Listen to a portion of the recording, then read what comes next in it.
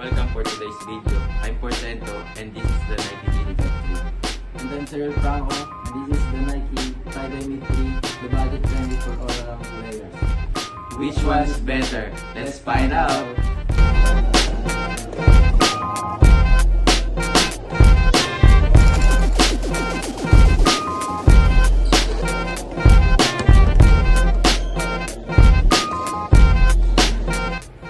The GTCat 3 features a sleek, low-profile design with premium materials.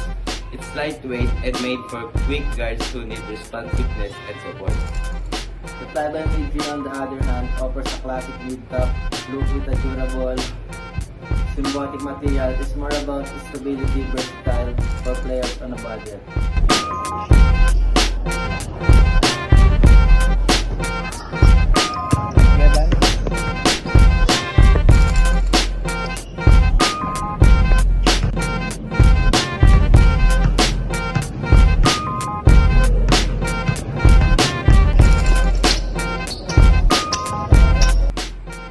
The GTCat 3 shines in responsiveness. The React Foam and Airzoom Straw will deliver incredible court feel and energy return.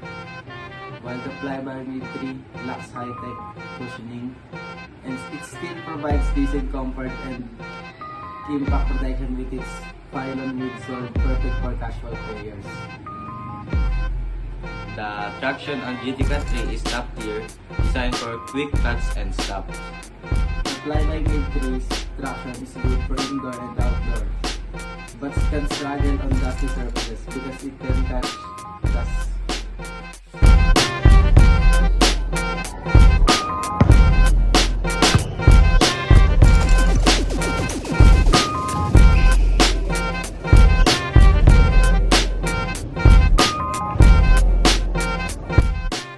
For me, the GTCat 3 is definitely one of the best basketball shoes right now. With an A- rating, it's designed for a versatility whether you are a guard, wing, or big. It even performs well in outdoors, scoring between 86 and 89 across all categories. The cushioning stand out. The Zoom X midsole is super responsive and comfortable, especially on hard landings. It's also really lightweight, giving you comfort and speed on the court.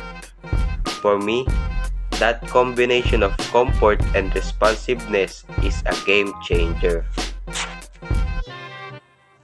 But it's not perfect. On dusty courts, traction can slip, so regular wiping is a must.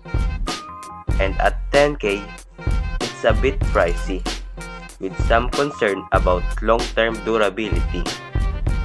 Overall, the Nike GTCat 3 is a top-tier shoes for a player who want a mix of comfort, performance, and versatility. If you are serious about your game, this shoe is definitely worth the investment. I found the Nike Tie-Dye Mid 3 to be a solid and budget-friendly option for casual basketball games. The lightweight design makes it easy to move quickly on the court, and the mid-top construction provides a good amount of ankle support without feeling too stiff. Cushioning is decent. It is responsive enough, but it's not as soft as some of the higher-end models, which can be a bit uncomfortable if you're playing for a longer time. One thing I did notice is that the traction isn't the best, especially in dusty courts. I slipped a few times, which also was a little frustrating. Also, the materials felt a bit stiff at first, and my feet got warm since the shoes aren't the most breathable.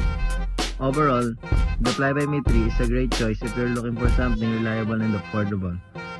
If you need top-tier performance, you might want to look at other options, but for casual play, they definitely got the job done. If you are a competitive player looking for a top-notch performance and tech, the GTCat 3 is the clear winner. But if you're just starting out or need a reliable all-around shoe without breaking the bank, the Flyby Mid 3 is a great choice. Which one will you pick? Let us know in the comments.